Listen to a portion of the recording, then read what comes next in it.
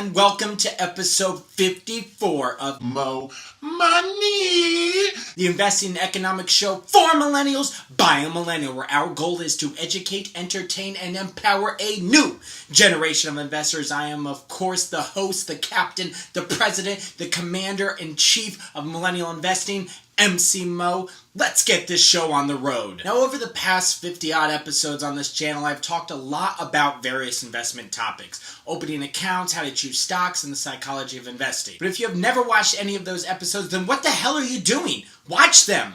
Now, obviously, because you're watching this one, but I'm here to tell you that this one is more important than all of those. This episode, I'm going to share the 5 most important lessons for new and millennial investors. If you learn or have learned nothing from my show, at least remember these 5 lessons. Lesson number 1, risk is your friend. A lot of people say that investing in the stock market is a risk, and well, they're not wrong. It is a risk, but it's a controllable risk, as long as you know what you are doing. Our generation knows risk. We saw the financial crisis of 2008 firsthand and its effects. We know people who lost money, who lost jobs, who lost homes, who lost everything. To say that did not have a profound impact on our generation's relationship towards money and our relationship towards investing would be idiotic. It seems like an obvious statement, but Wall Street still seems absolutely dumbfounded as to why our generation seems to be avoiding the stock market like it's a fucking plague. Now, being extremely risk averse is not the worst thing in the world to be, but when it comes to your long-term financial future, it can be. Like the old saying, little risk, little reward, big risk, big reward. When you're young, you should be investing in stocks and ETFs. There's no reason to be investing in bonds in your 20s and 30s. Sure, these investments are generally low risk, but they're also equally low returns. Those low returns will not help you down the line to reach any of your financial goals once you retire. But let me just be completely clear. This does not mean that any stock is an acceptable investment.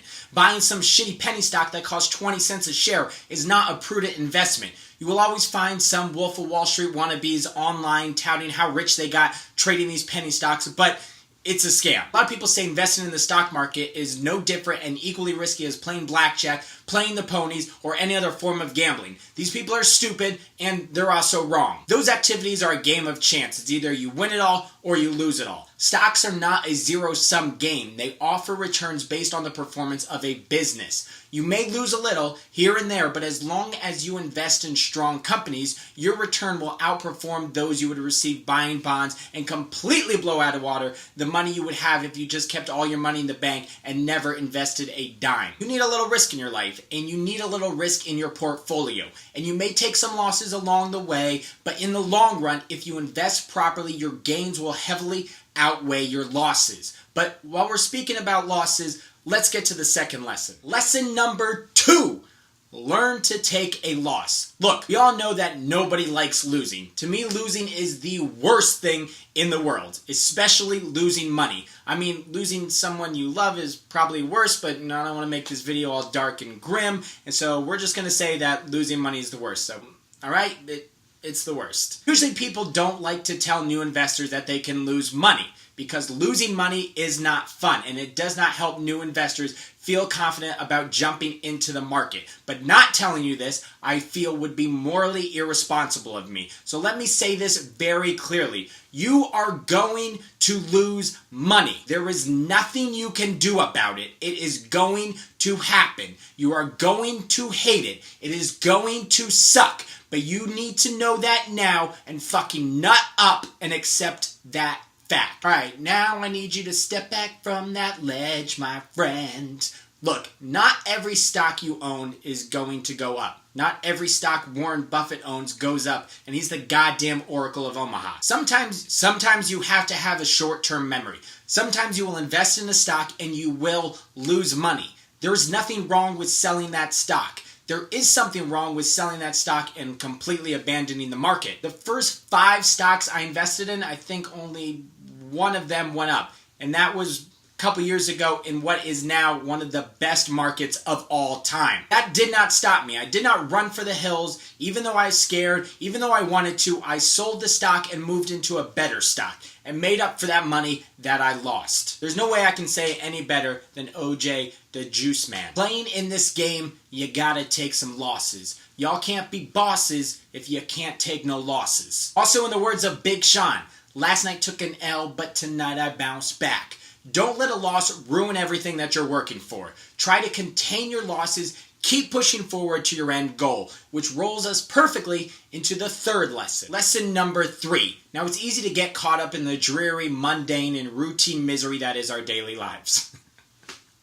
But it's important to always take a step back and examine life. I've said it before, and I'll say it again. Life moves pretty fast. If you don't stop and look around once in a while, you could miss it. The same goes for saving for retirement and investing. If you don't stop and look at the big picture from time to time, you'll end up 70 years old, still having to work 40 hours a week. Now, that phrase does not roll off the tongue as well as the Ferris Bueller quote, but it's wise advice just the same. Some guidelines say that you should have 8 times your annual salary saved by the time you hit 65. Looking at the bigger picture is not something you need to do every day, every week, or even every month. But a few times a year, you should look at your investments or your retirement accounts and ask yourself, am I in the best position for my future? Are my investments providing sufficient returns? Am I investing enough money per month? If you are not, it's nothing to get panicked about. You just got to make some adjustments. Maybe don't go out to eat as much, or when you go to the club, stop spending $15 on a drink as a pickup approach to hit on some girl. Maybe just have a fucking decent personality and you'll have a shit ton of money left over. That way you can invest it in something that yields an actual return. It may not seem like it, but $5 here, $50 there, thrown into an investment account, pay off huge in the long run. Like the great Benjamin Franklin once said,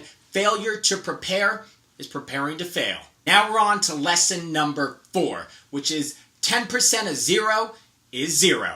Now, I'm not too good at the mathematics unless we're talking about rap and lyrics of the song Mathematics. Then 1 for Charlie Hustle, 2 for Steady Rock, 3 for the forthcoming live future shock, 5 dimensions, 6 sense, and 7 firmaments of heaven and hell, 8 million stories to tell. Yeah, here's what I know about regular boring math. 10% of 0 is 0. If you have 0 of something and it increases by 10%, then you have 0 still, because something that does not exist cannot increase. The same goes for investing. A lot of people say, oh, I don't have enough money to invest. That may be true, but you probably do have some money. It's just all about spending it wisely. Here are some things I do. Every time my paycheck hits my bank account, I immediately send some to my investment accounts. The second thing, if I go somewhere like vacation or grocery shopping and I have a budget, let's say $100 is my budget, if I only spend $80, boom, I send the extra $20 to my investment accounts. Sure, you cannot buy stocks with $20, but you can buy some for $500. If you kick in a little here and there, maybe 6 months down the line, you'll be able to make an investment. Albert Einstein, aka the Kanye West of the 20th century, once said, compound interest is the 8th wonder of the world. He who understands it, earns it. He who does not, pays it. So understand that having some money in your investment account is the only way you are really going to grow your wealth. More so than real estate, oil, robbery, whatever. The stock market has produced more billionaires than all of them. It is the greatest source of wealth in the history of mankind. Now for your final lesson. This really should have been number 1, but if it was number 1, then you would have just stopped watching the video after the first one, so I gotta save the best for last. Lesson number 5. Knowing nothing is your biggest risk. It's not a market crash. It's not losing money. I wish investing and saving for retirement was as easy as people make it out to be. Oh, it's you just go down to the stock market store, you buy some stock, you hold it in your house, in 40 years you'll be a millionaire. It's not that easy. As they say, nothing worth it ever is. To be a prudent investor, you have to understand investing. Now, I'm not saying you have to be as smart as Buffett or Icahn. You don't even have to be a tenth as smart as they are. But you have to know something, or you could lose everything. Like I always say, this is your money. You should know what you are doing with it. You don't have to know about credit default swaps, the correlation between bonds and interest rates, high yield ETFs. You don't have to watch CNBC every day. You don't have to read the Wall Street Journal, but you should know the basics. The basics are what I teach you here in these videos and with my blog, themomoneyshow.com. How much to invest, why stocks move, what's an ETF, stuff like that. If you don't know anything about investing, you are putting yourself financially at risk by being potentially vulnerable to any asswipe with some good spiel and a nice suit. You won't be able to tell dog shit from a gold coin. If you learn the basics, you'll sleep like a baby at night while others toss and turn, even in the worst market conditions. These are the Fab 5 rules of investing. There are other rules you'll learn along the way, but if you remember these 5 and you follow them, I guarantee that you will be miles ahead of your peers and even a lot of the older people. Just to summarize everything, always be investing money, take some risk when you're younger, learn to accept risk, keep your eye on the prize, and never stop learning. In the words of the notorious B.I.G., aka Biggie, aka the Black Frank White, if you follow these rules, you'll have mad bread to break up. You don't want to be 74 being dead broke when you wake up. Thank you so much for watching another episode of Mo Money. You can find new and classic episodes right here on YouTube. For now, don't forget to like, comment, subscribe, share, follow me on Twitter, follow me on Instagram, like me on Facebook, check out themomoneyshow.com. Mo Money, signing out. Can't nobody take my pride. Can't nobody hold me down. Oh no, I got to keep on moving. Can't nobody take my pride. Can't nobody hold me down.